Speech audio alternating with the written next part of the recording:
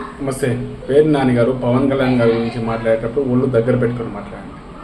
బియ్యం దొంగతనాలు చేసి బెయిల్ పైన ఉన్న మీరు బియ్యం దొంగతనం చేసినట్టు ఒప్పుకొని 1,70,00,000 రూపాయలు ప్రభుత్వానికి పన్ను చెల్లించి బెయిల్ పైన ఉన్న మీరు మీ కుటుంబ సభ్యులు పవన్ కళ్యాణ్ గారి గురించి మాట్లాడడం మానేయండి దయచేసి.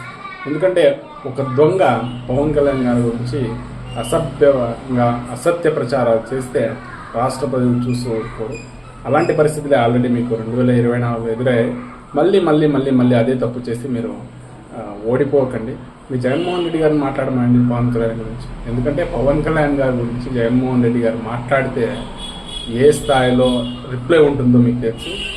రాష్ట్ర ప్రజలు ఏ స్థాయిలో చూస్తారో దాన్ని భావిస్తారో మీకు తెలుసు. కాబట్టి మీరు కాపులు కనుక మిమ్మల్ని జగన్మోహన్ రెడ్డి గారు పావులా వాడుకుంటారు. కాబట్టి మీరు ఈరోజు ఏ పార్టీలకు వెళ్ళలేరు. టీడీపీకి వెళ్ళారు, జనసేనకి వెళ్ళారు. మీకు గతి లేక వైఎస్ఆర్సీపీలో ఉన్నారు. Thank you.